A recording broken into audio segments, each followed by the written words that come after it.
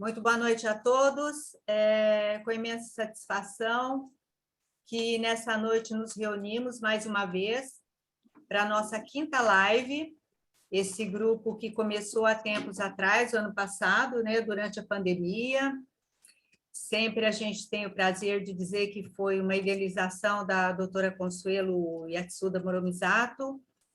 E então, a todos os presentes, amigos, estou vendo vários aqui, família, e aos nossos conselheiros também presentes e que tanto apoio nos dá no dia a dia, professor Coqueio Errara, desembargador, doutor Kazuo Watanabe, a doutora Harumi, que vai estar conosco aqui interagindo com os nossos convidados, e nossa empresária e amiga, Ângela Tomiko Hirata. Também, antes de começarmos, a gente tem que agradecer imensamente o trabalho, a parte técnica desenvolvida pelo Benê Francis e o Paulo César, que são os dois responsáveis para que, nesta noite, a gente consiga passar para vocês tudo que vocês vão ver aqui hoje. Prometemos uma noite bonita, o tema é maravilhoso, né? A cerimônia do chá, arte e tradição milenar, e será abordado esse tema pelo Valderson de Souza. Ele é instrutor do Chado Urazenki do Brasil. Ele é arquiteto com mestrado em cultura japonesa pela USP. Olha que maravilha! E também temos aí o convidado Sérgio Destácio Júnior. Ele é um estudioso de I Ching e astrologia chinesa. É formado em administração de empresa pela FAAP. E o Sérgio que vai falar, então, sobre o horóscopo chinês e o ano do tigre. A nossa equipe está presente aqui hoje, capitaneada aí pela doutora Consuelo Yatsuda Moromisato Yoshida, a Sandra Akemi Shimada Kishi, que está longe do país, mas parece que vai entrar, doutora Ana Maria Radio Shoa e doutor Francisco Tupi. E eu que sempre tenho a alegria de apresentar as lives aí para vocês. Eu vou começar passando a palavra à doutora Consuelo. Por favor. Boa noite a todos e a todas. Como vocês já têm nos seguido, este projeto começou no ano passado, né? Exatamente no dia que a gente comemora a chegada do navio Kasato Maru. Por isso a gente chama de Nikkei, e é uma alusão, não é, a essa geração de imigrantes japoneses que chegaram e foram tão bem recebidos aqui no Brasil. Os nossos conselheiros, que já foram aqui mencionados, nos ajudam muito na escolha dos temas. Quero agradecer, então, muito ao professor Kazuo Watanabe, ao professor Coqueio Errara, né? E a ideia do multiculturalismo e o Brasil também ser um país, né, com tantas etnias, foi ideia original do professor Coqueio Errara, e aí nós formamos um grupo chamado Nikkei Sem Fronteiras. Isto para os que estão chegando agora, conhecendo melhor o nosso grupo. Reunimos, então, pessoas de gerações mais velhas, que conhecem bem a cultura e a tradição, para nos auxiliar, né, na escolha desses temas tão importantes que a Cristina mencionou aqui. Nós já estamos na quinta live, então hoje será uma cerimônia muito sofisticada, com muita tradição, arte, cultura, que é a cerimônia do chá.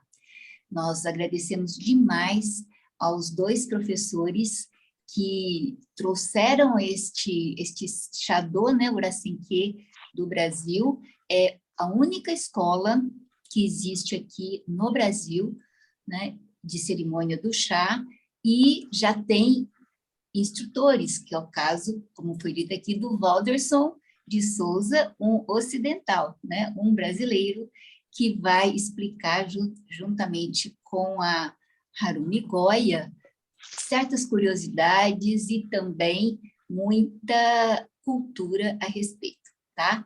Eu gostaria muito de agradecer todos os que vão participar. Depois disso, depois desse banho de cultura que nós vamos ter, né, sobre uma arte tradicional milenar, né, japonesa, nós vamos para uma também muito tradicional lembrança, que são originárias, né, lá dos antepassados orientais, que é o horóscopo. E aí vamos ver a semelhança que existe entre o horóscopo chinês, o horóscopo japonês e os bichos, né? Aí sim, por que o nome da live, né? É o início do ano, primeira cerimônia do chá do ano, feito pela escola, que nós vamos ter o prazer de assistir.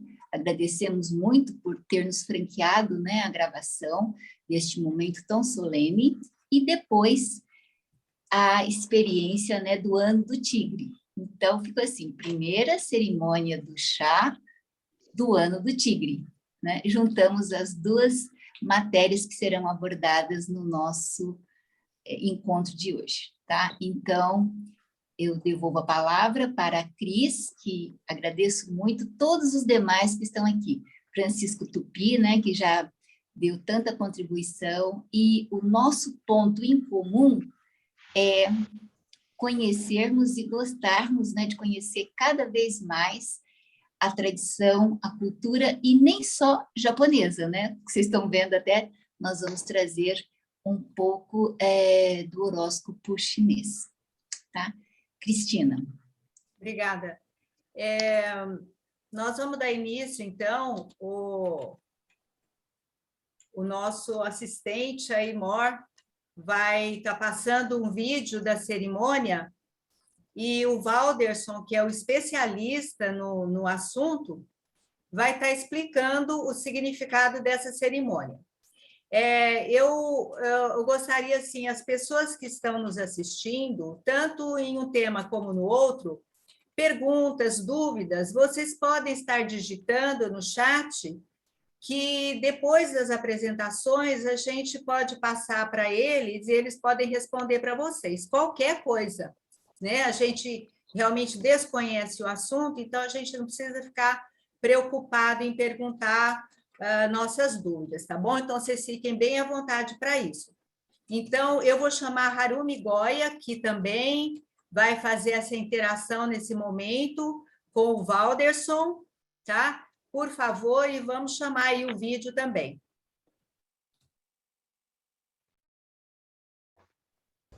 Bem, boa noite a todos. Boa noite, Goya-san. Boa noite, Walterson, professor.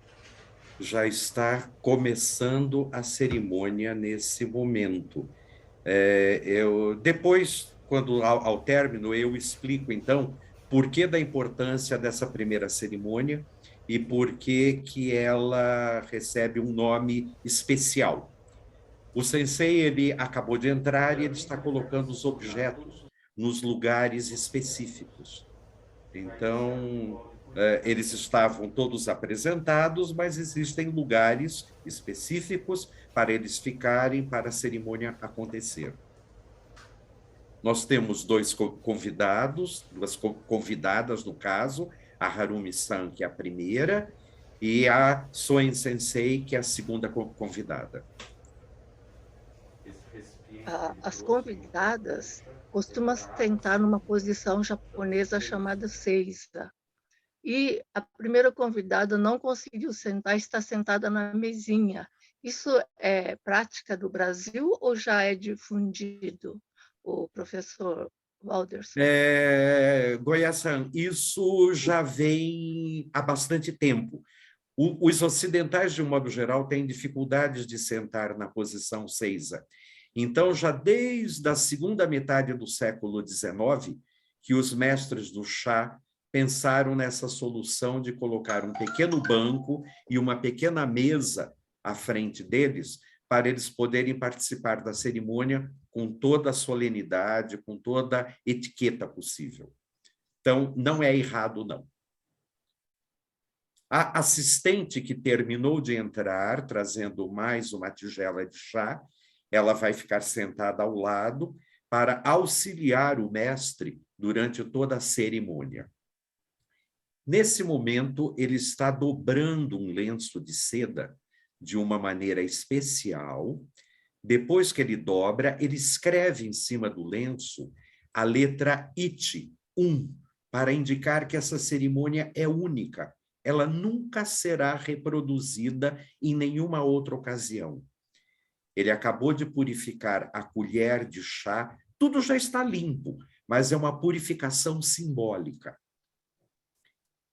E aí ele termina colocando o lenço na cintura, no obe, para começar a trabalhar com a água quente.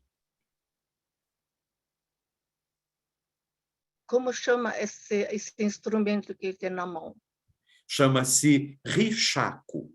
É uma colher feita de bambu, especialmente para retirar a água quente. A água fria também, no caso, quando houver a necessidade.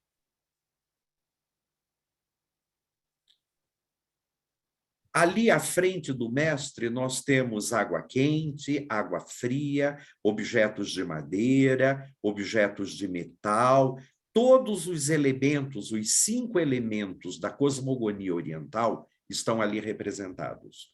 O fogo, a terra, a madeira, o metal e a água.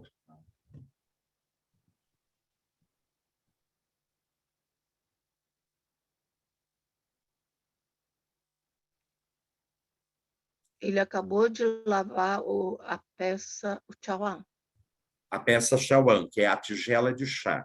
Ele agora enxuga com um lenço de linho branco, chamado chaquim, que é um lenço puro, que deve ser usado uma vez apenas. E aí ele escreve também um pequeno kanji dentro do chawan. E agora ele vai pedir para os convidados servirem do doce. Toda a cerimônia começa com a recepção dos doces. No doce está contida a mensagem da época do ano, às vezes do tema da cerimônia de chá, assim como no rolo de caligrafia que está lá no nicho, atrás de todo o espaço da sala.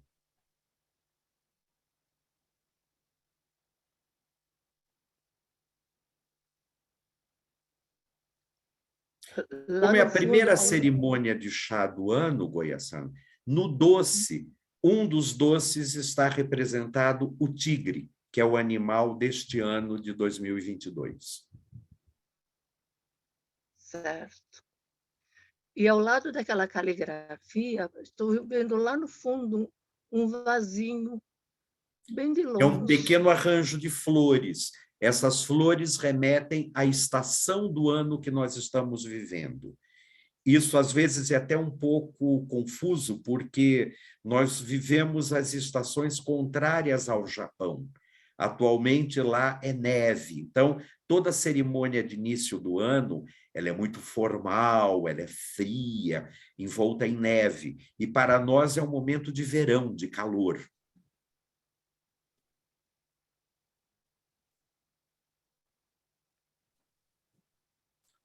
A nossa escola bate bastante o chá para ele ficar bem aerado, criando uma capa de espuma verde muito bonita, que na tradição oriental dizia que era joia de jade espumoso, porque o chá tem a cor da pedra jade.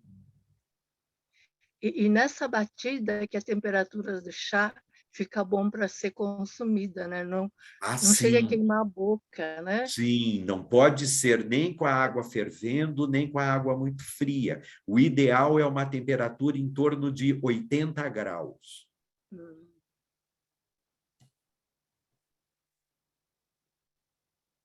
Tem que agradecer ao chá que recebeu, é isso? Sim. E aí vai pedir licença para a convidada que está do lado, dizendo: permita-me servir antes de sua pessoa. E aí 2 vezes a tigela de chá é girada sobre a mão. Para essa primeira cerimônia do chá, o mestre Soichi escolheu uma peça muito rara, muito especial. É um chawan eiraku, que é uma um forno, uma olaria muito sofisticada e muito antiga no Japão, e ela é toda decorada com a pele de tigre, claro, de uma forma simbólica, não se trata de uma tigela peluda, muito pelo contrário, é apenas uma lembrança ao formato do desenho da pele do tigre. Depois que toma, aprecia novamente a peça, o Chawan de tigre, é isso?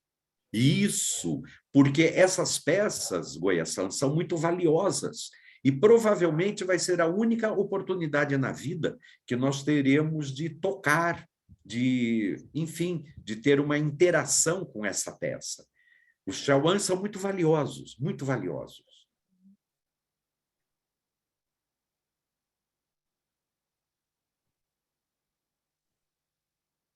O mestre já está preparando para outra convidada, professor Valdir? Sim, nesse momento.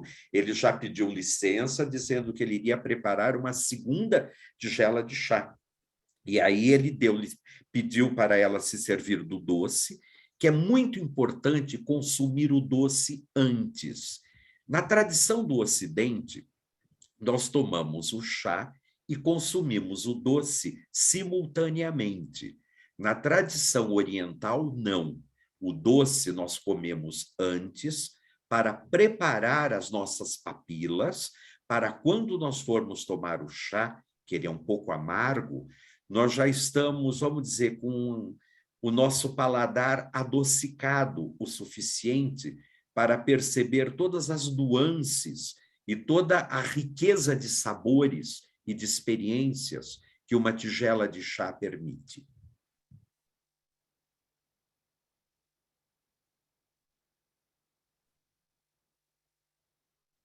Ela tirou um papelzinho para se servir de doce.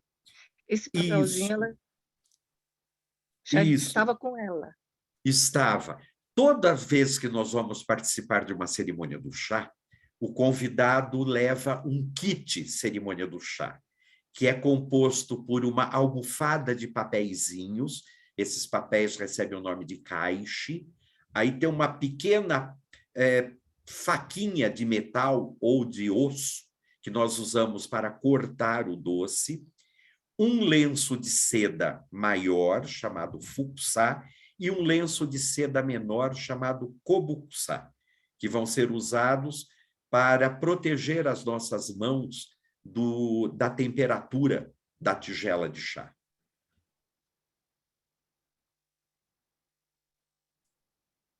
Normalmente, esses tecidos são muito preciosos e, em contato com a tigela de chá ou com o próprio recipiente de chá, ocorre uma valorização mútua. O tecido fica muito bonito e a peça ganha em beleza, ganha em formalidade. E o Chawan da segunda convidada é diferente, não é mais do de tigre. Com a pandemia nós tivemos que utilizar regras menos formais. Normalmente, a primeira cerimônia de chá do ano é uma única tigela que os convidados todos tomam. Com a pandemia, isso se tornou inviável.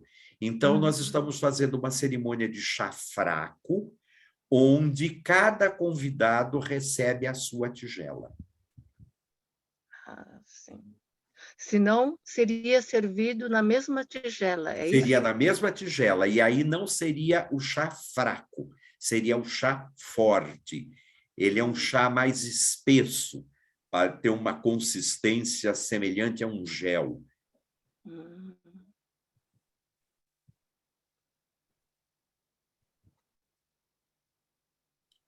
Nisso, a assistente vai retirar a última tigela.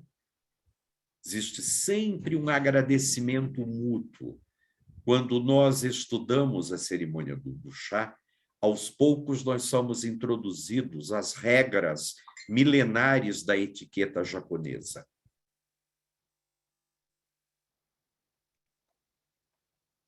E agora o mestre está fazendo preparação para recolher os materiais já? Isso. A cerimônia ela vai em uma sequência até um determinado ponto e daí ela passa a ser como invertida. Então, ele está limpando os objetos todos, colocando todos no mesmo lugar, para tudo voltar ao mesmo arranjo do início da cerimônia. Agora ele limpa a colher de bambu que ele usou para servir o chá. Essa colher chama-se chá chaco. Chaco era uma medida chinesa antiga, porque o chá, no seu início, ele era usado como remédio.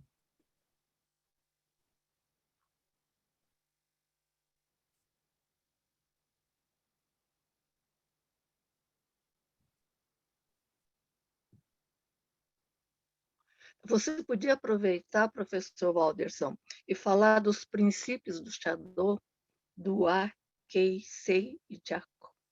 Sim, isso é a nossa base filosófica. São nossos 4 pilares. O primeiro é o A, harmonia. Se os senhores e as senhoras prestaram atenção, tudo até agora aconteceu de uma maneira extremamente harmoniosa. Os objetos, a iluminação, a decoração, a maneira como as pessoas se comportam. Então, o nosso primeiro pilar é a harmonia. O segundo é respeito.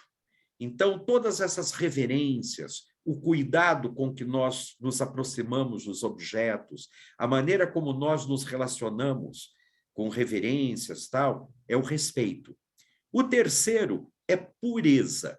Não apenas pureza de limpeza, mas pureza de alma, pureza de coração, pureza de intenções e de sentimentos.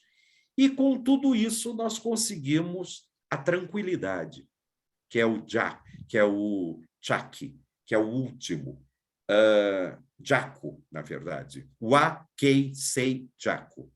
Esse último, tranquilidade, é o mais difícil, né?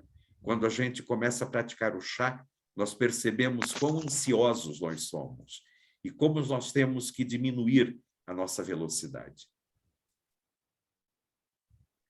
A gente percebe a serenidade do mestre na preparação do chá. Sim. E isso transmite até os convidados. Os convidados entram nessa energia da preparação. É muito legal. Com certeza, Goiás-san, porque o anfitrião, no momento que ele está realizando a cerimônia, ele está colocando ali o melhor dele, as melhores intenções.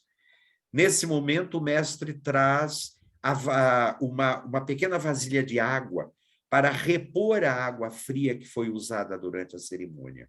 Então, é um cuidado de deixar tudo preparado, tudo da maneira como estava no início. É um pouco a metáfora da própria criação, da própria vida humana. Nós começamos, vamos ao nosso auge, aí vamos aos poucos, como uma flor fenecendo, até terminar a nossa etapa.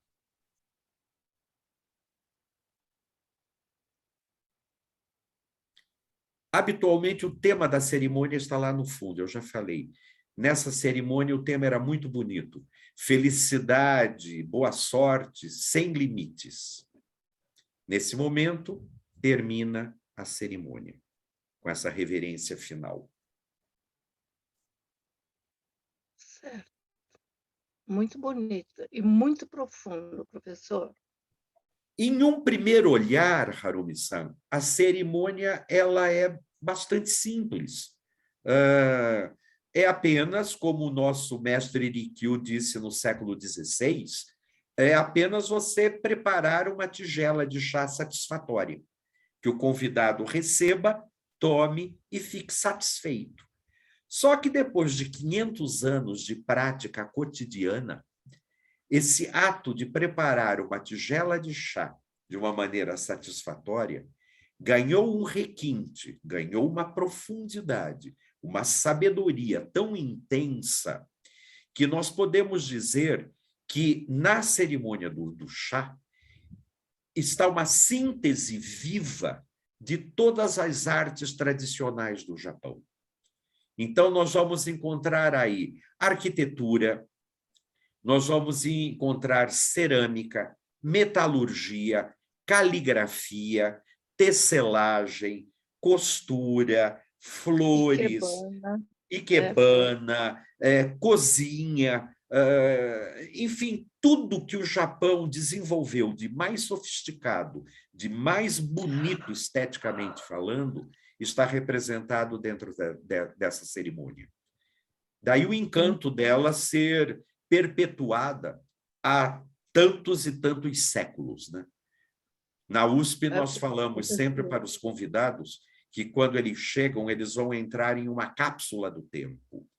Eles vão ser transportados a 500, 600 anos atrás para ver o mesmo cerimonial que os antigos daimyos, os antigos mestres, os antigos monges realizavam. E foi isso que os senhores e as senhoras terminaram de ver. E um privilégio muito grande, porque foi a primeira cerimônia de chá do ano, feita pelo mestre Soichi Hayashi, responsável pelo Chado Urasenki do Brasil. Isso é um privilégio.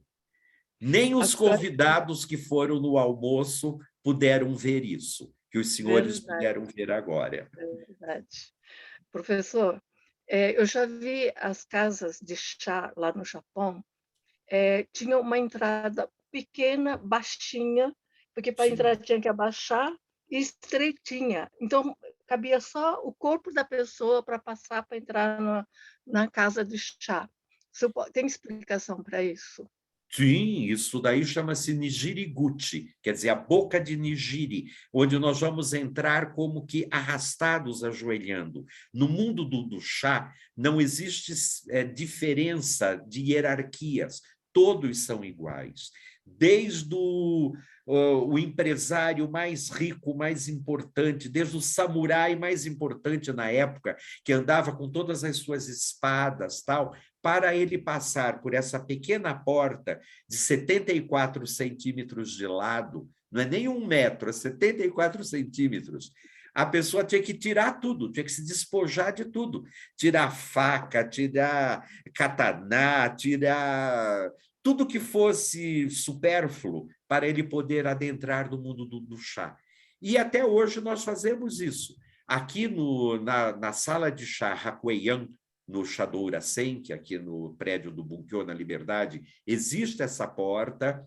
Na sala da USP, lá na Casa de Cultura Japonesa da USP, também existe uma casa de chá que tem essa porta. Então, ela é bastante usada para lembrar sempre que praticar o chá é um ato de humildade. Muito bonito. Parabéns, professor. Muito obrigado, Luísa. Espero que as pessoas tenham desfrutado dessa experiência única que é uma cerimônia do chá. Infelizmente, por causa da pandemia, nós não podemos recebê-lo a todos e podemos degustar o chá, porque eu lembro sempre, o chá tem origens no budismo, no Zen budismo.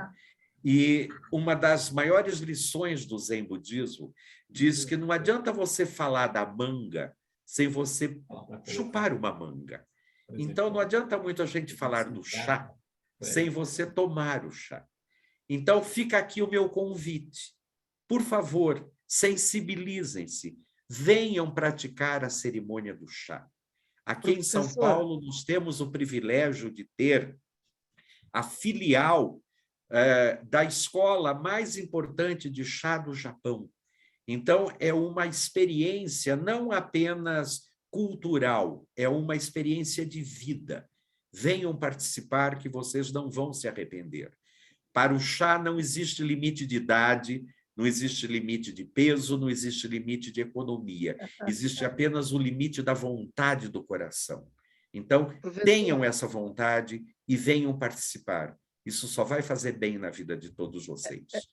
Eu queria só dar um testemunho aqui da cerimônia de chá. Eu estive no Festival de Minas Gerais, Festival do Japão, e tinha a sala de cerimônia de chá, onde sentam várias pessoas e os chás são servidos junto com docinhos. E eu vi algumas pessoas que deixaram o chawan pela metade, tomaram 1 ou 2 goles e largaram esse chauhan em cima dos bancos e foram embora.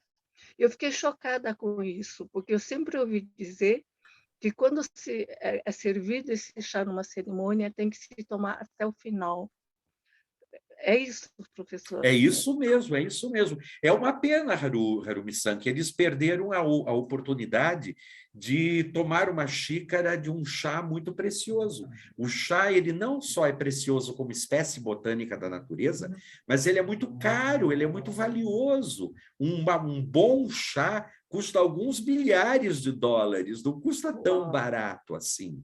E não só você deve tomar, como você deve participar da cerimônia até o fim, porque isso é um respeito. Eu falo, você não entra na missa, olha a cara do padre e vai embora, você fica até o fim, pelo menos em respeito de quem te convidou para participar da missa. Na cerimônia do chá, a mesma coisa. Aproveite, porque uma outra cerimônia igual àquela, nunca mais na sua vida você irá participar. Certo. Alderson, parece que tem alguém querendo perguntar. É a Aiko? Abre o microfone, tem uma mãozinha aí, dizendo que você tem uma pergunta. Ou foi algum engano? Abre o microfone. Ah, é verdade. Tem outra pergunta aqui também da Sandra Kemi. É a Sandra também, e a gente já pode ir respondendo na Já? sequência. Pois não, estou à Walderson, disposição. por favor. Desculpe, Aiko, fala. foi engano meu. Tá bom. Foi engano meu. Desculpe. Muito Ah, obrigada. que pena, Aiko-san. Muito obrigado pela sua presença. Ah, como sempre, maravilhosa a sua palestra. Eu adoro, você sabe disso. Sou sua fã número 1. Muito obrigado. Então, vamos passar para a Sandra. Boa noite a todos. Nossa, Boa noite, que bênção essa palestra, mestre Walderson de Souza. Muito obrigada. Maravilhoso o do chá, o do, né? O do, que é aquele caminho, né? A trajetória. Eu gostei muito de saber que, bom, eu acho que de quase todas seria o que, agora eu tenho certeza que resume um pouco de todas as tradições milenares japonesas, né? Sim, sim. Hoje. Sim, parabéns. Sandra. Eu Muito gostaria obrigado. de saber, mestre Walderson, quanto tempo é um curso da cerimônia do chá, em média? Olha, nós temos aqui em São Paulo, nós temos um curso que ele é considerado um curso rápido na Universidade de São Paulo, na Casa de Cultura Japonesa da USP. É um curso oferecido pelo Departamento de Japonês lá, e é um curso de extensão que tem a duração de 1 ano. Então, você tem as informações básicas, teóricas, e você aprende a fazer um tipo de chá. Normalmente, aquele é um chá que a gente chama bonriaco, feito em uma bandeja, num bom. E se o aluno tiver um pouco mais de habilidade, ele vai aprender a fazer o chá fraco e o chá forte, básicos. Esse é o curso da USP. Se for fazer no Shadou Senki, no Bunkyo, ele começa, e como todo do japonês, a gente diz, a gente tem um ponto de partida. Agora, onde a gente vai chegar depende de você. Por quê? Porque você vai aprender muitas cerimônias, são mais de 100 cerimônias diferentes. E você vai, a cada ano, aprendendo a relacionar uma coisa, a relacionar outra. Então, olha, se a pessoa for bonitinha, for bem dedicada, não faltar muito às aulas, tal, uns 14, 15 anos dá para ela fazer um chá com uma certa qualidade, com uma certa beleza. Agora, são as artes da vida, né, Sandra? Quanto mais a gente... É como o judô, como o karatê, como o shodô, a escrita. Quanto mais a gente fizer, quanto mais a gente viver, mais bonito será, mais agradável será para a pessoa para quem nós vamos ofertar essa nossa tigela de chá. Porque o chá tem isso, ele só existe porque tem um convidado. Desculpa, é só... E qual seria o principal objetivo do Xadô? É uma pergunta bastante capciosa.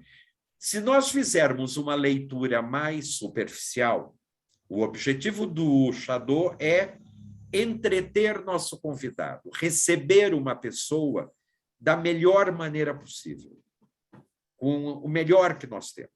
Isso numa leitura, vamos dizer, mais científica.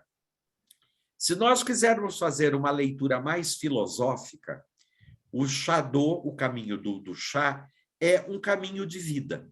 Nós vamos aprender a viver, porque a maioria das pessoas talvez nunca aprendeu que tem um jeito certo de abrir torneira, tem um jeito certo de pegar água, tem um jeito correto de acender o fogo, tem um jeito correto de dobrar um tecido. E essas coisas todas a gente aprende no mundo do chá. Coisa que a gente acha que é muito superficial, né? Eu recebi um envelope, ou eu vou fazer um pacote, ou eu vou entregar uma coisa para alguém. Não, existe todo um protocolo para isso. E o mundo do chá permite você elaborar todas essas características particulares e, principalmente, faz a gente sair do automático, porque nós vivemos muito automatizados hoje em dia, né? A gente liga o celular. Hoje mesmo eu fiquei horas sem energia em minha casa.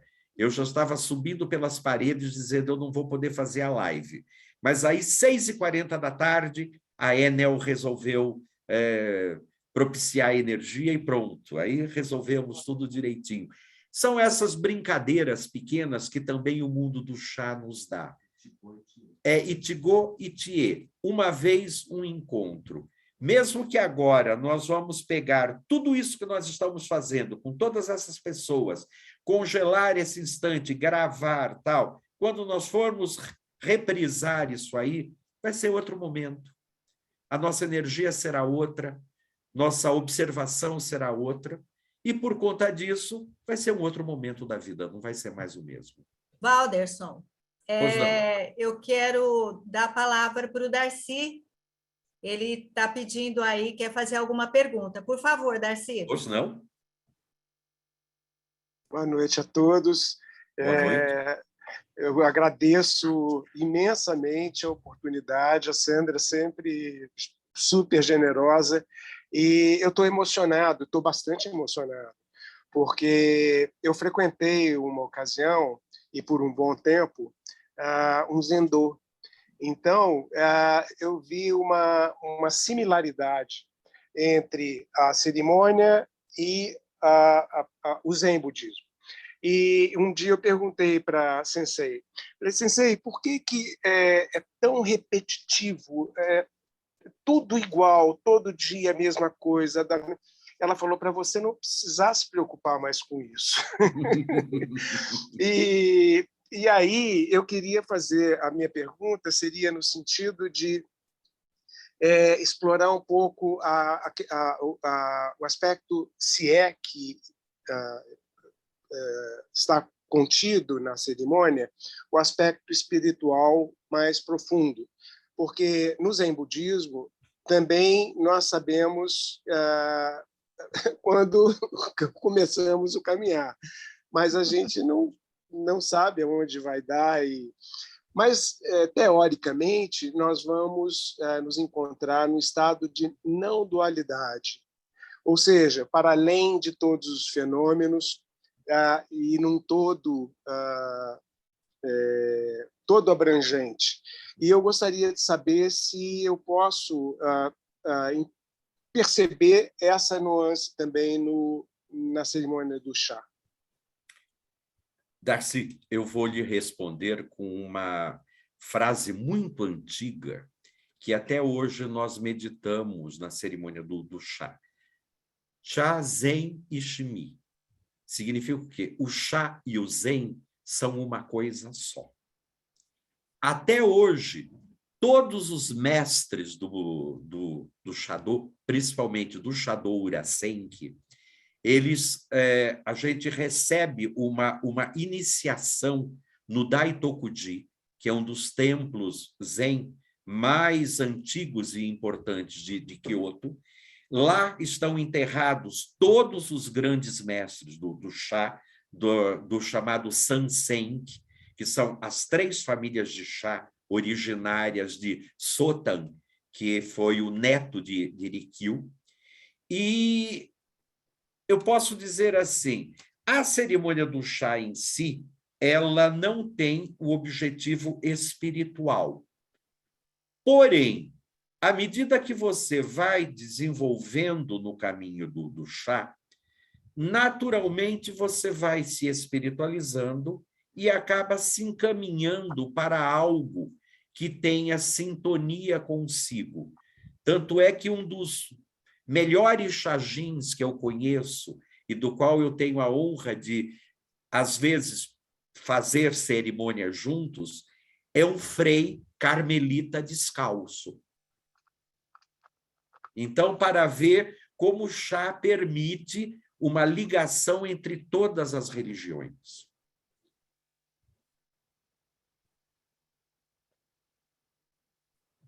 Muito Não sei bem. se tem mais alguma pergunta, mais alguém? Não, se tiver, às vezes o pessoal pode colocar no chat e aí no final a gente passa para você. Eu quero Muito dar obrigado. andamento aí da nossa live, agradecer imensamente as suas explicações, Walderson, foi de uma riqueza incrível. A cerimônia do chá, para muitos de nós, era conhecida assim, em filmes, né? Mas com todo esse detalhe, essa riqueza, tradição, realmente isso foi um presente para nós. Então, muito obrigada, e eu quero fazer uma observação, que o Walderson também, eu não sei se ele ainda é, mas foi apresentador de televisão aí, falava... pensa que eu ia esquecer de falar, é? O Walderson também é entendido de horóscopo, né, Walderson? Mas isso aí vai ficar para uma... Isso daí é meu outro eu. Meu outro eu. Pois é. Hoje nós vamos passar para o teu amigo falar sobre isso, mas parabéns mais uma vez. Muito Muito obrigado. obrigada, viu? Muito obrigado. Dando continuidade aqui, eu quero chamar, então, o Sérgio Destácio Júnior, né? Que vai nos brindar com o tema o horóscopo chinês e o ano do tigre. Muita gente está curiosa também. Quem é que não gosta de horóscopo, né? Está todo mundo curioso aí para ver o que é que ele vai falar sobre isso para nós. Então, eu chamo, por favor, a palavra é sua, Sérgio. Muito boa noite. Walderson, muito obrigado aí pela cerimônia. Muito boa noite a todos do grupo Nikkei Sem Fronteiras e boa noite a todos os participantes desta noite. Eu sou formado em administração de empresas, né? Originalmente pela FAAP, e atuei 13 anos no mercado financeiro. Então, atuei no setor bancário e prestei consultoria para a Marinha do Brasil durante 2 anos também. E eu acabei largando tudo isso para seguir o que eu considero a minha missão, que é tentar ajudar as pessoas a terem mais saúde, a terem uma vida melhor. Então, eu larguei tudo e fui estudar acupuntura, né, onde já estou há 15 anos, né, atuando com acupuntura. E na acupuntura eu conheci também outras paixões, né? Uma delas o I Ching, e a outra que eu vou discorrer um pouquinho para vocês, assim, uma pinceladinha sobre a astrologia chinesa, tá? Então, eu vou colocar aqui um slide, pessoal, para vocês acompanharem comigo, por favor. Ok. Vocês estão acompanhando aí comigo? Estão vendo aí o slide? Perfeito. Muito bem. Então, o que é, né, o ano do tigre de água? O que podemos esperar do ano do tigre de água, que começou em 4 de fevereiro de 2022 e irá até dia 3 de fevereiro de 2023. Então, aí vocês já veem aí uma curiosidade sobre a questão do calendário chinês, né? Então, vamos lá. Tudo começa com o primeiro imperador lendário da China, chamado Fuxi, considerado o deus do céu, que esteve, né, segundo a lenda, reza a lenda, 5.500 anos antes de Cristo. E ele cria o que vocês veem aí nesse slide, né? Ele concebe o I Ching, que é a grande filosofia, né, que é a base de toda a filosofia chinesa. É a base da astrologia, é a base da acupuntura, é a base do Feng Shui, né, ou do Feng Shui, como vocês conhecem. Então, vocês estão vendo aí na tela o Paquá, né, ou o Baguá, que são os trigramas, os 8 trigramas, as 8 grandes energias que regem o universo, né? E o Walderson colocou isso na cerimônia do chá, né? Onde os 5 elementos, todos os 5 elementos da filosofia oriental estão considerados. Aí também nós temos 5 elementos aí distribuídos em 8 trigramas. Então tudo começa, a astrologia chinesa começa com o Yin e com o Yang, né? E aí Huangdi, que é um outro imperador lendário chamado Deus dos Homens, que ele é um pouco mais recente, né? Segundo a lenda, ele esteve aqui na Terra em 2500 antes de Cristo. E ele é atrelado a ele o primeiro escrito da acupuntura. Então, no império dele, ele já tinha astrônomos que observavam o céu e já diziam para ele quando é que tinha que ser a colheita ou quando é que ele tinha que começar uma guerra, né? Então, os astrônomos da época já observavam os céus e as energias dos 5 elementos para conduzirem e aconselharem Huangdi, que era esse imperador, tá? E isso foi evoluindo, essa observação do céu foi evoluindo até chegar a uma concretização, né, uma teorização com o mestre Xu Ziping, né, no ano já de 900 depois de Cristo, né, onde ele cria uma das astrologias chinesas, porque existem 2 astrologias chinesas mais conhecidas, a astrologia chinesa Yang, que é o Bazi, e a astrologia Yin, que é da estrela púrpura, ou Ziwei Doushu, tá? Muito bem, tudo começa dessa forma. Mas para que a gente entenda o que é o ano do tigre de água, a gente precisa ver a base da astrologia. E o que a astrologia nos diz, o que a filosofia chinesa nos diz? Ela nos diz o seguinte, que, acreditemos ou não, existem energias que são emanadas do céu e energias provenientes da Terra que influenciam o homem. Então, o homem é o elo de ligação entre o céu e a Terra.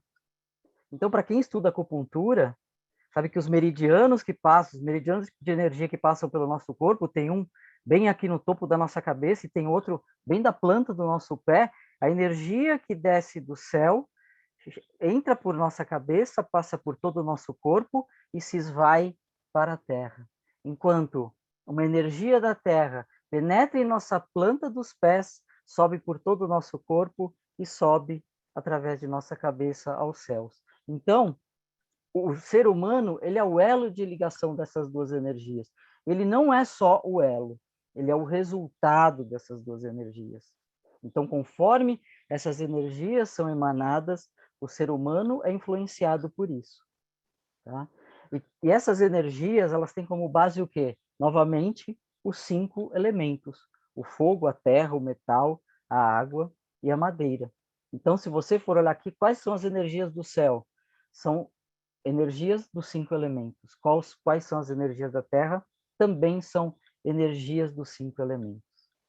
Tá? Então, essa é toda a base da astrologia. É importante que vocês entendam isso para que a gente entenda por que é um ano do tigre de água. Tá? Então, nós temos uma tríade, né? Só para que vocês entendam aqui, nós temos uma tríade nessa história. Nós temos o céu, a terra e o homem. Então, se vocês prestarem atenção, né, se vocês reconhecem esse símbolo aqui, né, Esse símbolo aqui, inclusive, é usado, é o logo da TIM. Esse é o símbolo da montanha, né? E todas as montanhas têm os seus segredos, tem uma porta aqui, né? Então, nós temos aqui uma linha Yang e duas linhas Yin. Nós temos um trigrama, tá? Então, essa é a base. Nós temos uma tríade, é o céu, o homem e a terra. Então, essa trindade é sempre muito constante na filosofia chinesa.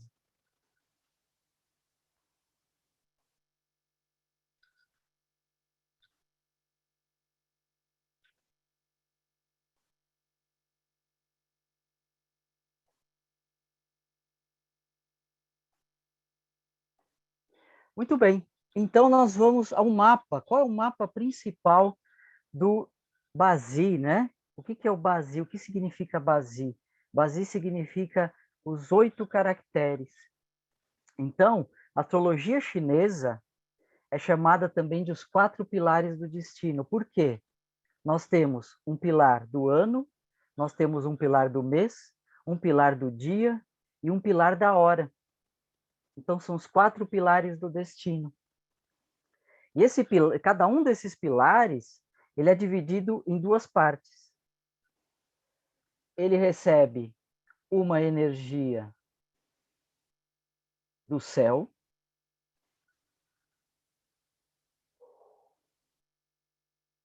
e uma energia da terra. Então, a astrologia chinesa, no conceito do Bazi, são 8 caracteres. São 4 pilares com 8 caracteres. E daí vocês entendem por que, né, nós temos o tigre de água. O tigre é uma energia de terra constante, né, que é vigente no ano de 2022. E a água é uma energia do céu constante no ano de 2022. Então, por isso que existem, né, existe o tigre de terra, existe o tigre de água, existe, né, então você tem o tigre de vários elementos, mas por quê? O tigre é uma energia da terra e a água é uma energia do céu. Por isso o tigre de água. Então, a energia do ano, o pilar do ano, quando a gente fala nós iremos confrontar um ano de tigre de água, ele é o primeiro escudo que nós temos. E também quando nós nascemos num dado ano, num dado mês, num dado dia, numa certa hora. Então nós temos, cada um de nós temos o nosso mapa, né? E o mapa deste ano tem como escudo inicial esse pilar do ano, que é o tigre de água. Tá? Então, a astrologia, ela nos mostra tendências e interações energéticas. Então, cada um de nós aqui nessa sala vai interagir singularmente com essas energias de tigre de água.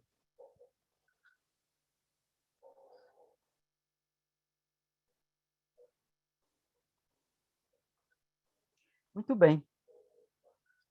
Então, o que nós temos? Né? Nós estamos saindo de um ano do boi, que terminou no dia 3 de fevereiro deste ano.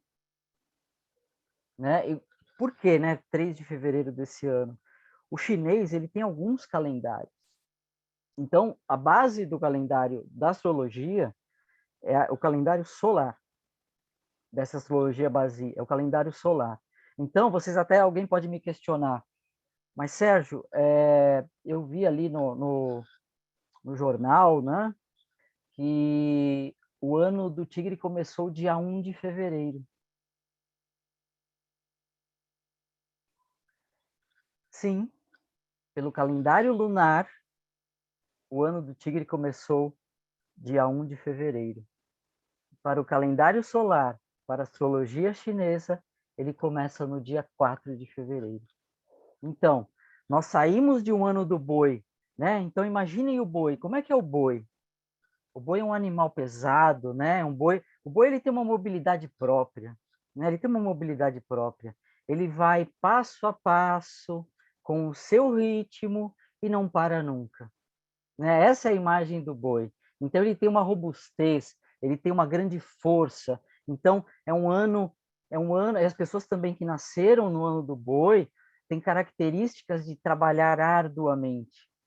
Mas também uma outra característica do ano do boi, que terminou quase agora, né? Eu não sei se vocês perceberam isso ou não, vocês podem me dizer, né? Ou para quem é de boi, para quem nasceu no ano do boi, também pode me dizer, né? O trabalho é muito árduo, mas os processos são mais lentos. Então, os projetos ficam mais lentificados nesse ano, né? No ano do boi, né? Os atrasos são muito constantes.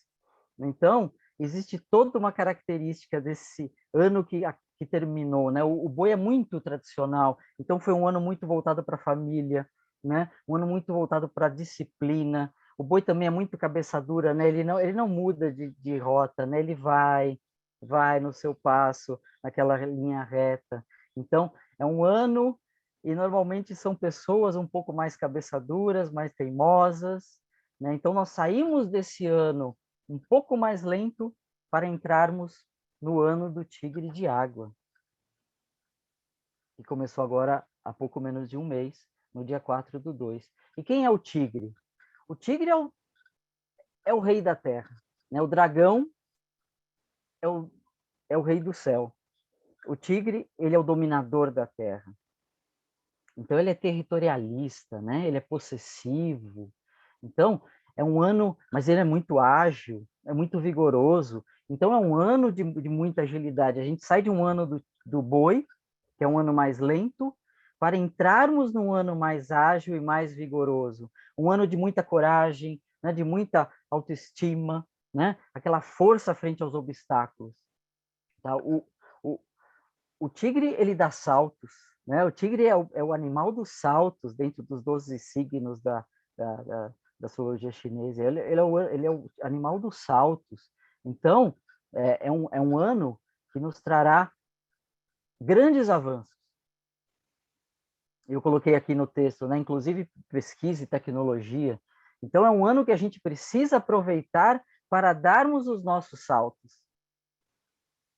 Né? Se nós tivermos um ano, o ano passado, o ano do boi, um pouco mais lento, agora é a hora da gente ousar, da gente criar coragem, né? da gente tirar a criatividade do nosso ser, né? Porque o ano do boi não prima muito pela criatividade. O ano do tigre, sim. Tem aquela criatividade explosiva, né? Aquele salto explosivo, aquela agilidade, né? Então, a gente tem que aproveitar isso. Outra coisa, eu coloquei aqui um termo, né, muito multitask, né? É um ano multitask, é um ano de multitarefas. Então, o ano do tigre, ele propicia que nós consigamos fazer muitos projetos ao mesmo tempo. Então, a gente precisa saber que o ano do tigre é isso para que a gente possa ter mais consciência e ousar, né? Quando no ano do boi não era bom iniciar grandes projetos de longo prazo, para o ano do tigre, se alguém tiver um projeto de longo prazo a ser iniciado, esse é o momento. É esse ano. Então, o tigre é essa ousadia. Então, o que eu coloco para vocês é isso: sejam ousados, permitam-se ser ousados e criativos, porque a energia do tigre traz isso, né? A gente precisa de alguns cuidados, né? Nós precisamos de alguns cuidados, porque o tigre é imprevisível. Então, né? Ele é arrogante. Então, a gente precisa ter esse cuidado, porque por mais não, eu não sou arrogante, mas existe uma energia pairando sobre nós que tem isso. Tem o autoritarismo, tem a arrogância, tem o territorialismo. Então, por exemplo, o que nós temos visto aqui na Rússia e Ucrânia, né, essa questão das brigas territoriais, são coisas que talvez perdurem durante este ano, porque essa energia é muito propícia para isso, né? Então, muito cuidado com a possessividade, com os ciúmes, com o radicalismo, porque o tigre, no seu lado de sombra, ele nos traz isso, né? Então, a gente tem que tomar muito cuidado com isso. Outra coisa muito interessante é o que eu coloquei aqui, audácia versus pensar antes de agir. Então, uma pessoa pode ser audaciosa e se jogar do 10º andar, sem uma rede embaixo, né? Então, a audácia tem que ter planejamento, tem que ter pensamento antes da ação. Então, tomarmos muito cuidado, porque com o tigre, às vezes, não tem meio termo, né? Ele tem movimentos ousados que podem construir uma grande pirâmide, como movimentos ousados que podem destruir uma grande pirâmide. Então, temos que tomar muito cuidado com isso.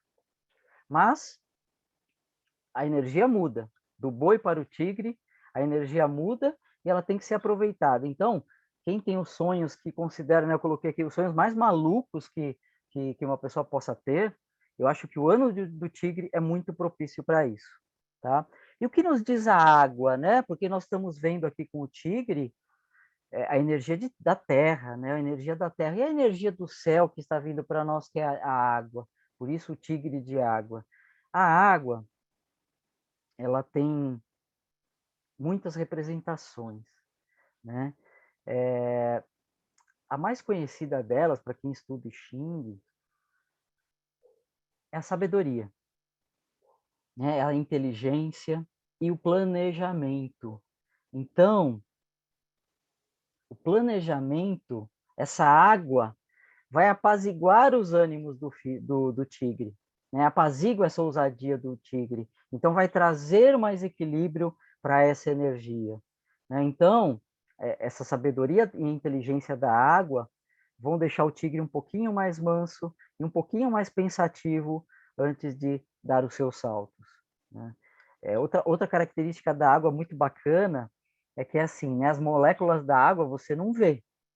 Você tem um copo aqui, né, que ele está se mexendo, que eu acabei de pegar, mas se eu deixar ele paradinho, a água vai parar, né? Mas não está parada, né? As moléculas de água estão sempre se movendo. Então, a característica da água é estar sempre se movendo. Então, é um ano de muito movimento, de muita geração de conhecimento, muita geração de coisas, né? Então, isso é muito importante. Outra coisa, a água se molda, ela invade tudo quanto é espaço.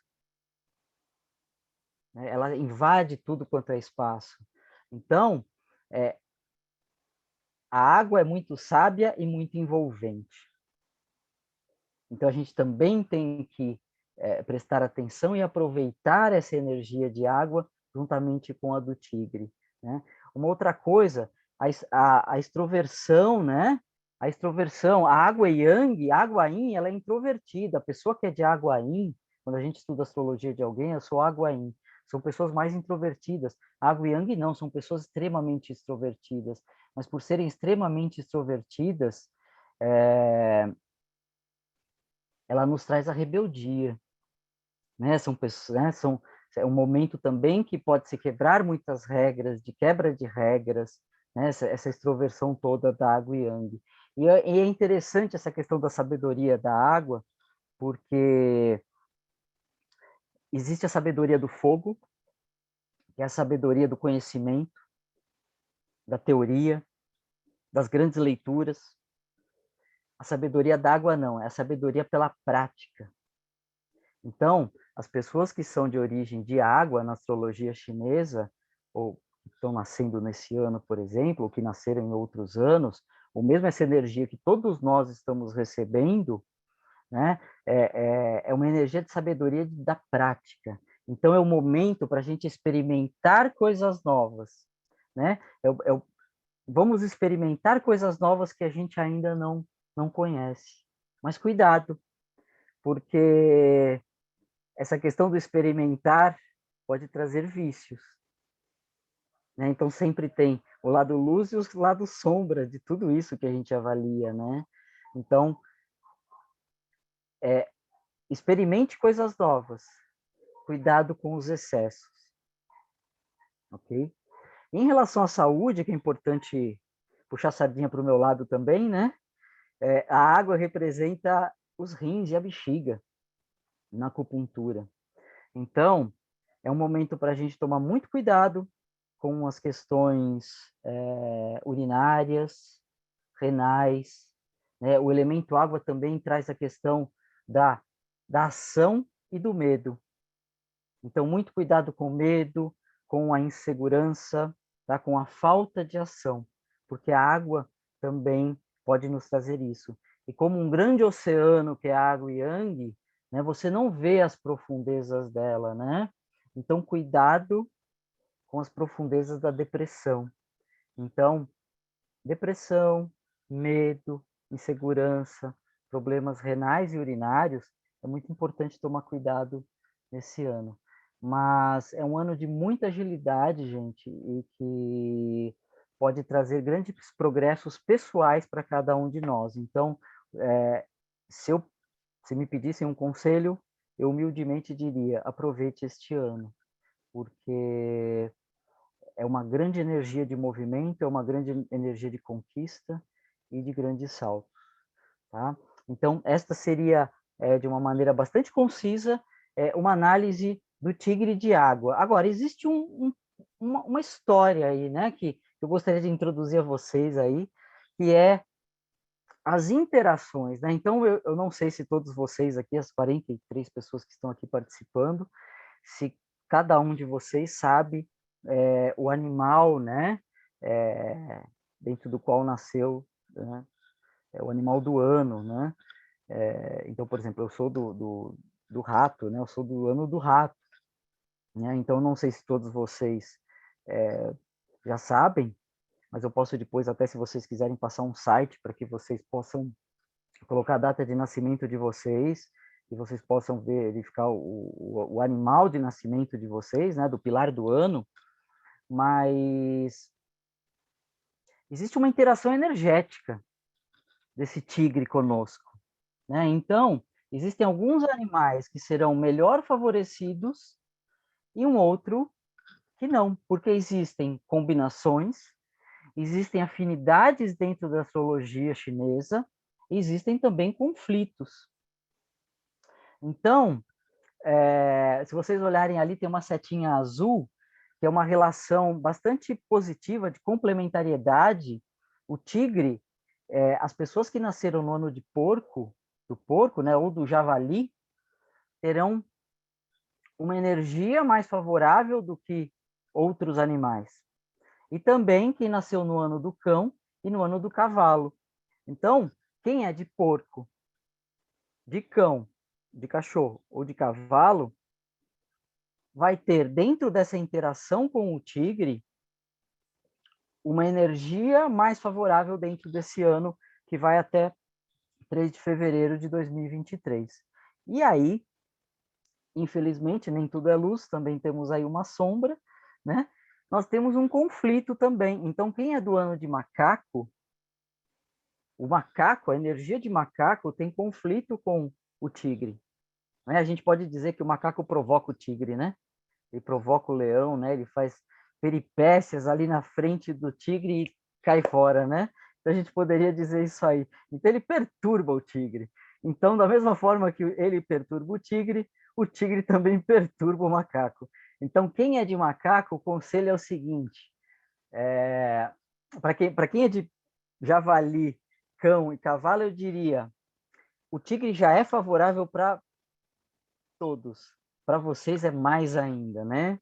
Então, ousem, conquistem. Agora, para quem é de macaco, o meu conselho, se alguém aceitar, poxa vida, já que eu sei que existe um conflito energético, então eu vou ficar mais pianinho, eu vou ficar menos nervoso com as coisas não acontecerem para mim, e eu vou passar um ano mais tranquilo, porque eu já vou estar preparado, né? Então, a astrologia, ela é isso, né? Ela não serve para predizer o futuro, né? Ou para dizer se a pessoa vai ficar rica, né? Ou se vai casar com uma mulher ou um homem rico, né? Ou qualquer coisa desse nível. A astrologia, ela abre o nosso consciente, né? Eu diria isso. Ela abre, assim como o I Ching, né? Assim como a astrologia ocidental, né, Walderson? Ela abre o nosso consciente e ela, na verdade, ela não prediz, mas ela nos prepara. Então, quando eu sei que essa energia não vai ser tão boa para mim, eu não vou ficar tão nervoso se eu não conquistar algo C, D ou E. E eu vou ficar feliz se eu conquistar só o A, B e o A e o B, né? Então eu acho que é isso. A astrologia ela serve para para asfaltar um caminho nosso, para que seja mais próspero e menos penoso, né? E é isso que eu digo da astrologia chinesa, tá?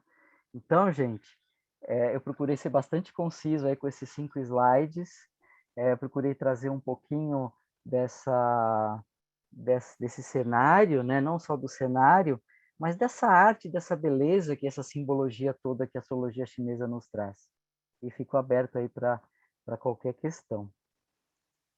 Ô, Sérgio, Diga. tem uma pergunta aqui da Mari, eu acho que é a Mari Aride. Sim. Como é que é determinado o ano e o animal? Como que se determina isso? Como que começou isso? Então, é muito difícil a gente dizer como que isso começou, mas existem cálculos que a gente faz. É que assim, eu poderia passar para vocês os cálculos para cada um de nós fazer agora, né? É um cálculo matemático para a gente ver que ano que cada um nasceu. Agora, como isso começou? Existe uma lenda, né? Por que o ano do rato começou em tal ano, né? Isso não existe, tá? Não existe essa explicação. Mas existe uma lenda, uma história em que os deuses chamaram alguns animais para uma corrida.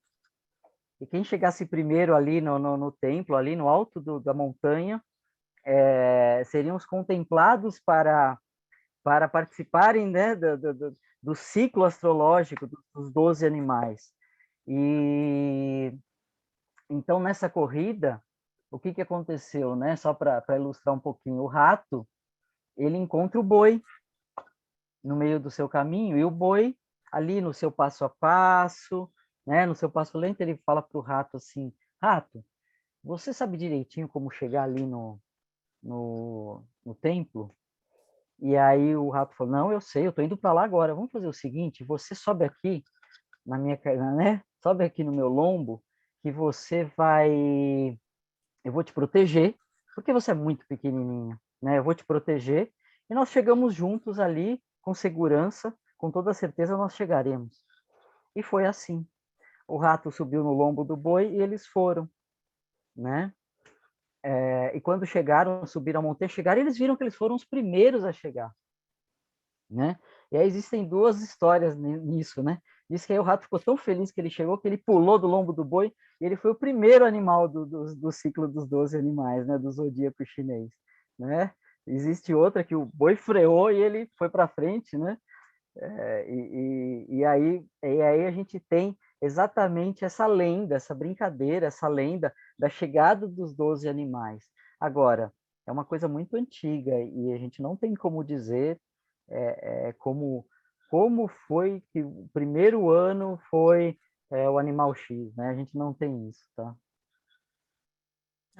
A Maria Elisa está perguntando, qualquer coisa você entra, Maria Elisa, para falar aí. Qual é a correspondência correta? Qual a correspondência correta? Eu não sei bem o que ela quis dizer, se ela puder não, abrir Maria Elisa. o fone. Abre o seu fone, por favor. Deixa eu explicar melhor. Estão me ouvindo bem? Tudo bem? Estou sim, pode falar. Na minha pré-adolescência, há muitas décadas atrás, eu fiz um estudo, eu, meu pai e minha mãe, do horóscopo chinês. E, de acordo com esse estudo, eu até comprei o livro do dragão, que eu sou o dragão, teoricamente, no horóscopo chinês, e eu comprei esse livro e lá estava bem explicado, era uma coisa bem, bem específica da data, por exemplo, o dia 1º de fevereiro de 1977 até o dia 4 de outubro de 1978, então era quebrado, no meio dos anos saía um signo. E eu tenho visto recentemente na internet, assim, 1977 é cobra, 1978 é dragão, 1979 é javali. Então, assim, e esse livro que eu comprei era um livro chinês e era super completo, não era uma correspondência, assim, um ano é um signo, outro ano é outro signo, era quebrado. Não Então, é, toda vez que eu vejo isso na internet, eu saio como cobra. 1977 é cobra, mas no estudo que eu fiz eu era dragão. Então, deu certo aí. Exatamente. O que acontece? Maria Elisa, né? Maria Elisa, Isso. o que acontece? Na verdade, nós não temos uma correspondência com o nosso calendário gregoriano. Então, quando fala-se, olha, no ano de 1977, né, é a cobra, não é bem assim, né? Não é a partir do dia 1º de janeiro, na verdade é a partir dos primeiros dias de fevereiro. E quando eu falo primeiros dias, não existe uma data fixa, né? Pode ser o 3, pode ser o 4, pode ser o 5 de fevereiro. Então, uma pessoa que nasceu antes disso, uma pessoa, por exemplo, que nasceu em janeiro, com certeza, sem dúvida alguma, ela nasceu no signo que estava regendo o ano anterior, referente ao nosso calendário gregoriano. Então, uma pessoa que nasceu em janeiro de um certo ano, ela tem a regência do animal do ano anterior, do nosso calendário gregoriano, você entendeu? Então, não existe uma correspondência exata. E você pode ver, é o que eu acabei de falar, o calendário lunar, ele fala que o ano novo começa dia 1 de fevereiro. E as comemorações são realmente feitas no dia 1 de fevereiro de foram feitas no dia 1 de fevereiro de 2022. É só você voltar nas notícias.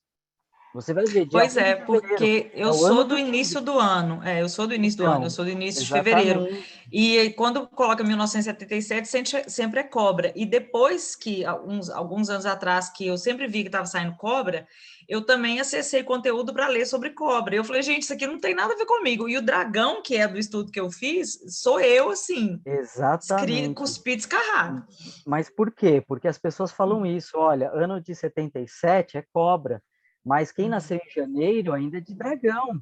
Quem nasceu dia 1, 2, 3, e às vezes até 4 de fevereiro, a gente precisa pegar o calendário solar. Eu sou 7 de fevereiro. Eu saí no estudo como dragão ainda. Não sei se é a partir do dia 8 que exatamente. muda. Os primeiros dias de fevereiro, eles são o que nós chamamos na astrologia de dias críticos.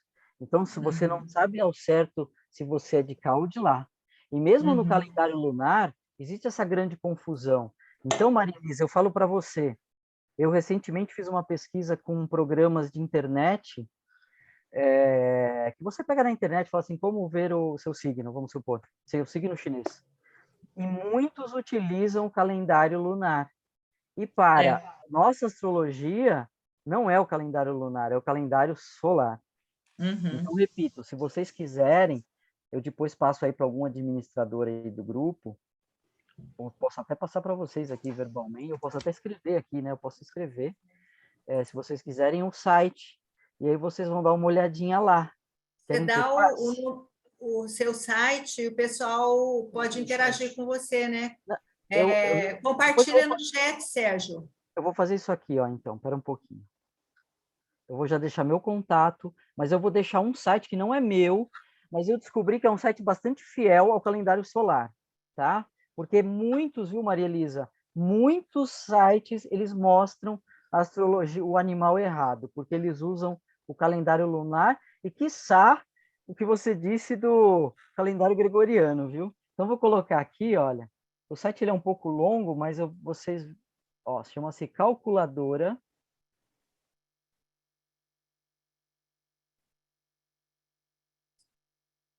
traço, não é underline, tá? É traço, calculadora, traço, base.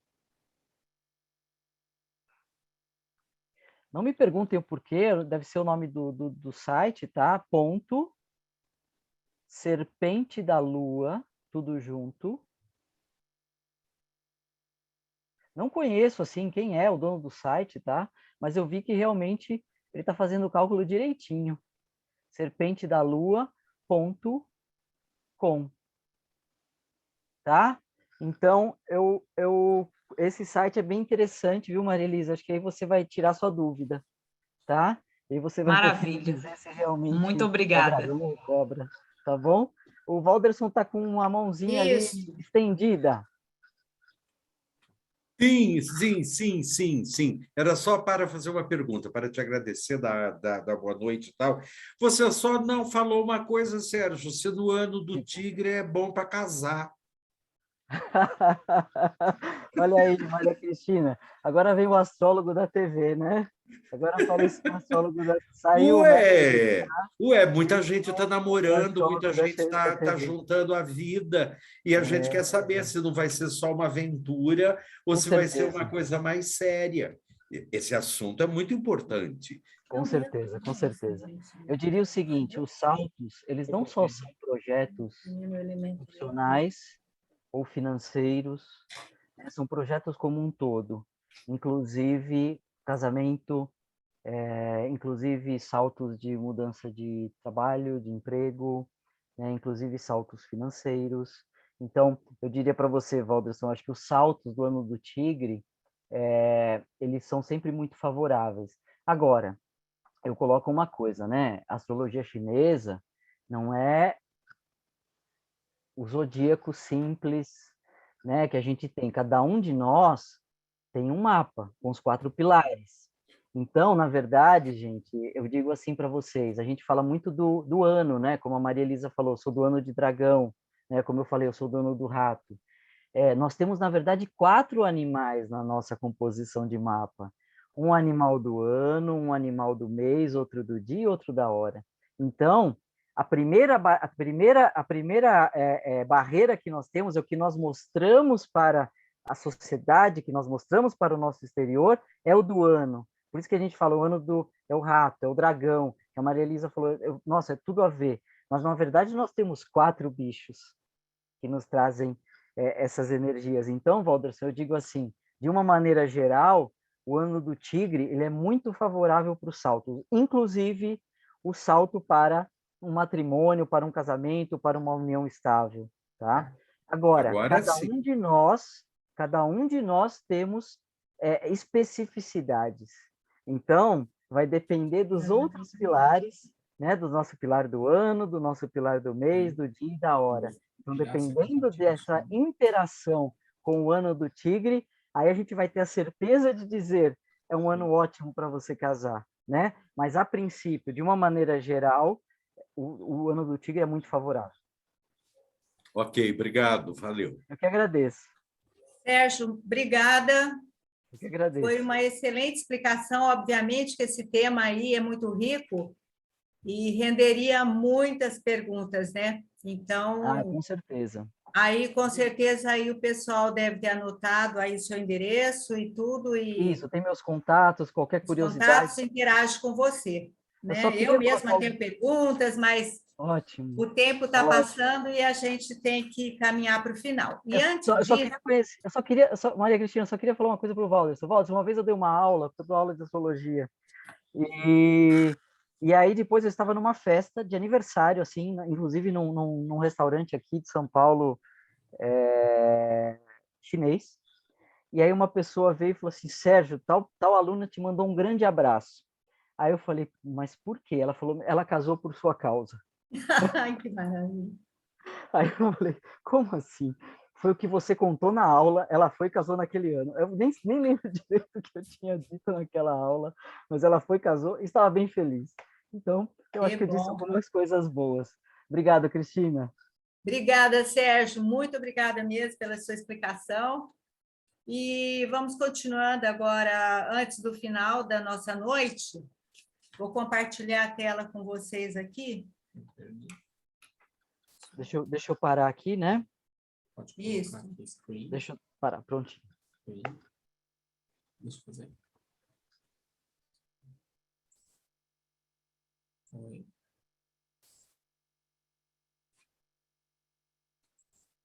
Tem o texto lá. Muito bem.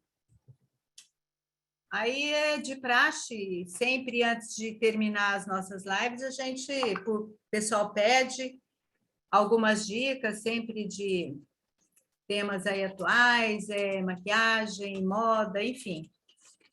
E a de hoje é sobre maquiagem. Então, assim, é uma coisa muito aberta, porque tem pessoas que gostam, outras que não gostam, tem quem sabe fazer, tem outras que não. Mas, de qualquer forma, a maquiagem, assim, ela começa mesmo o cuidado da nossa pele, que é extremamente importante, né? assim como a pele do corpo, a pele do rosto, que a gente toma sempre exposta muito ao sol. Então, a gente tem umas dicas aqui, para muitos já bem conhecido, mas a gente ratifica isso. Antes de qualquer maquiagem, é importante nós usarmos, já logo pela manhã, um filtro solar.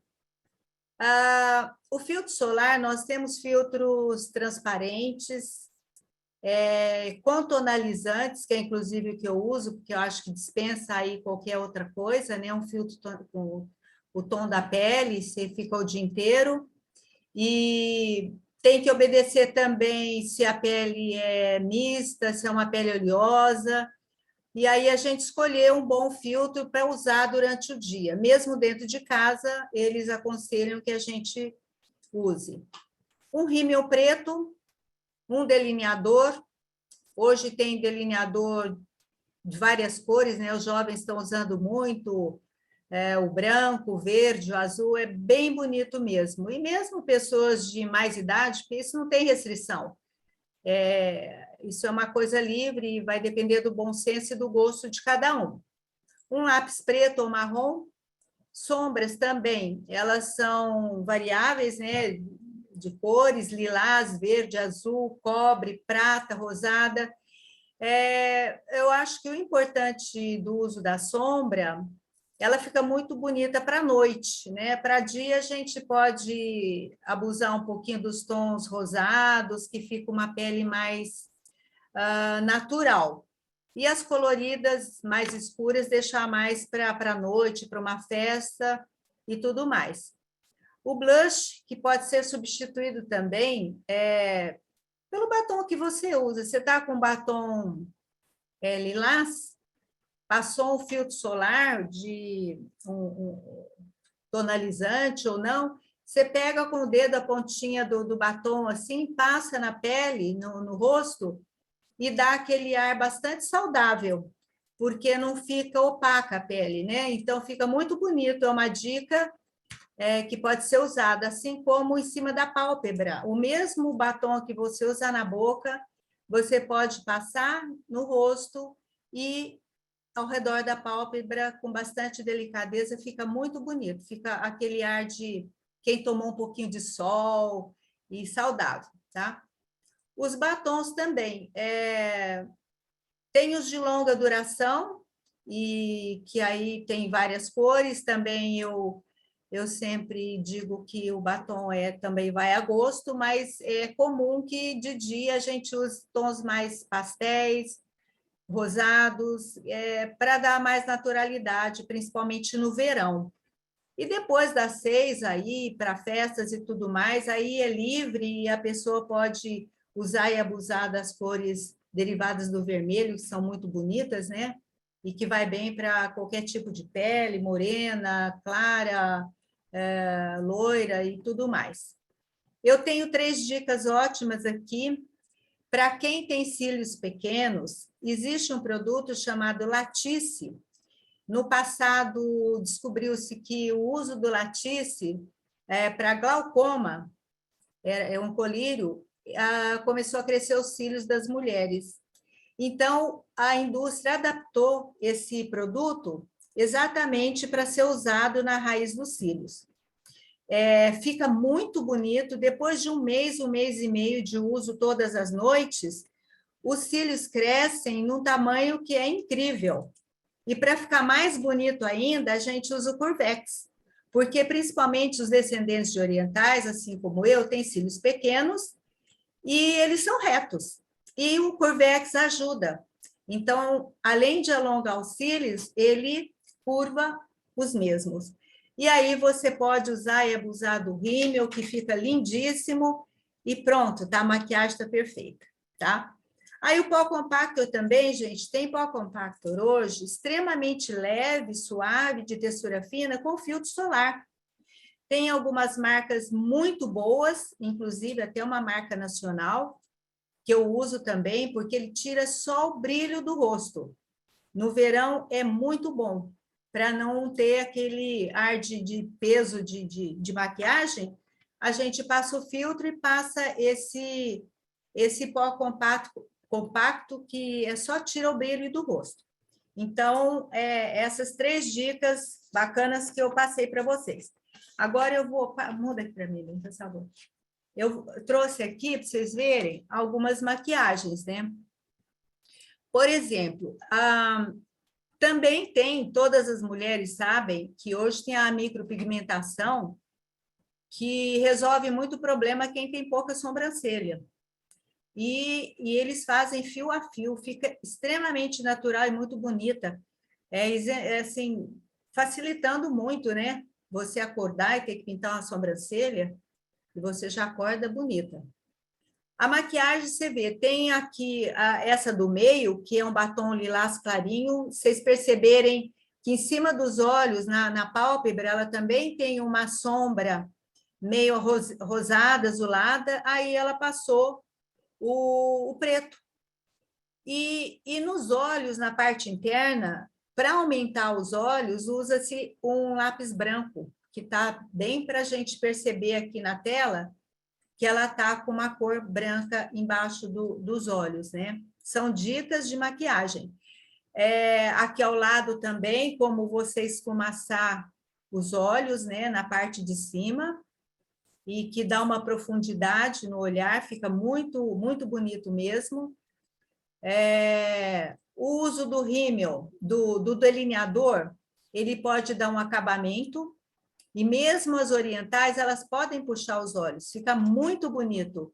Você delinea toda a parte de cima e ainda dá uma puxadinha que aumenta os olhos, né? Fica realmente encantador, eu digo. Então, gente, é isso aí. Tem outra coisa, os dermocosméticos hoje tem uma variedade, são produtos hipoalergênicos, que a gente pode usar, né, em qualquer idade, e que resolve muito, são de excelente qualidade. Nós temos uma marca nacional muito usada por esteticistas, se alguém quiser, depois eu passo, e que eu também uso bastante, é muito bom mesmo. Então, é isso aí, tá? As dicas para quem... outra coisa, se eu quero alongar, se eu tenho o rosto muito fino, ou eu tenho qualquer parte do rosto que eu queira afinar, ou alongar, ou aumentar, a gente tem que usar a dica de um pó ou uma base mais clara aonde eu quero aumentar. E aonde eu quero diminuir, eu tenho que passar uma base mais escura. Então, por exemplo, eu quero afinar o queixo, eu pego uma base um pouco mais escura do que a minha pele, do que a que eu estou usando, e eu passo com discrição naquela região que eu quero diminuir. Eu quero levantar um pouquinho o nariz, eu passo um pouquinho nessa parte de baixo.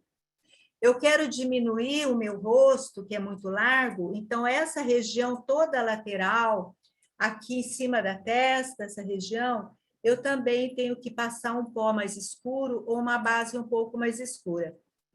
Isso com delicadeza para que não fique muito marcado, mas realmente funciona bem e define assim melhor o nosso rosto e exaltando mais aquilo que a gente tem de mais bonito, tá?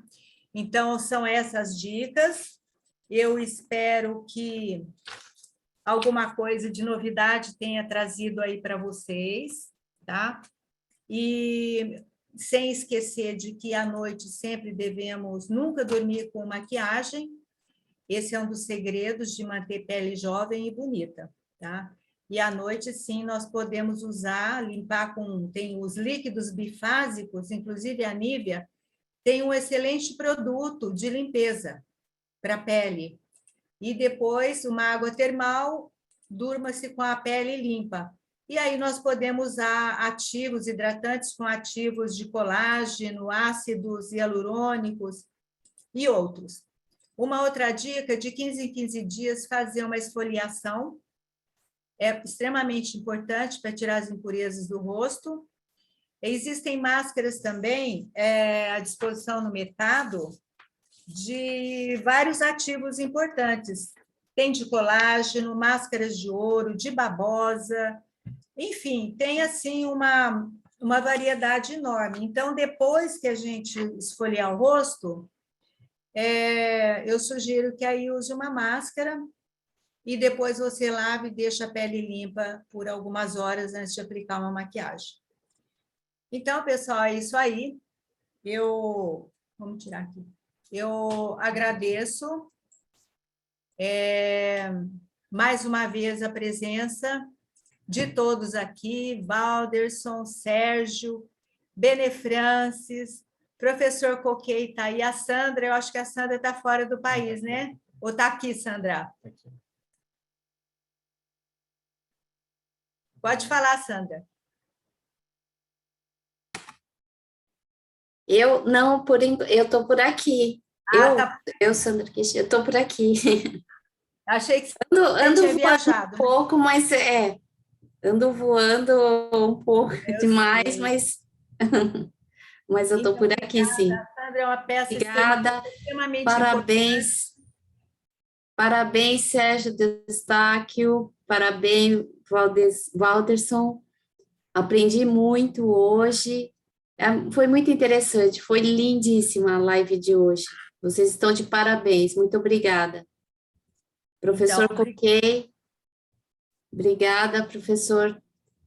Sempre assim nos ensinando o melhor do possível. Obrigada.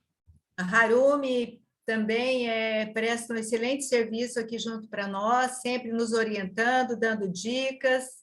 Então, obrigada, Harumi, você foi fundamental na gravação, né, do nosso vídeo da cerimônia do chá. O Benê, sem ele, a gente, nossa, não faria nada, viu, Benê? Muito obrigada mesmo, mais uma vez, para você. A Ana, que está aqui presente, do nosso grupo também, está sempre contribuindo com uma série de sugestões e opiniões. Obrigada, Ana, pela sua presença. E os outros colegas aí presentes, a nossa plateia aqui teve bastante movimentada, mandaram várias perguntas, algumas já tinham sido respondidas pelo Valderson e pelo Sérgio, então a gente acabou não passando, né? Mas obrigada a todos e contamos com a presença de vocês numa próxima live daqui a 2 meses, se Deus quiser, tá bom? Boa noite. Se alguém quiser falar alguma coisa antes de terminar, fica à vontade. Então, boa noite. Quero agradecer a todos pela oportunidade. Foi muito agradável, muito gostoso, muito variado, como é a vida, né? É isso que precisa ser mesmo. Muito obrigado, desejo a todos vocês uma excelente semana. Aproveitem e vamos viver a vida, porque ela é boa demais. Muito obrigado. É isso aí. Beijo no coração de vocês. Boa noite. Boa noite. Tchau, tchau. Tchau, boa noite. Tchau. Tchau, boa professor. Noite. Obrigada. Obrigada, Harumi. Boa noite. Obrigada. Obrigado, Harumi-san. Obrigado. Parabéns, Walterson. Obrigada. Tchau. Boa Obrigada, noite. Tereza Esquisato, pela presença, Marilange, Cristiane, todos os demais. Obrigada. Obrigada, Cris. Obrigada, Sandra, você. Um beijo para vocês, viu? Vou desligar aqui.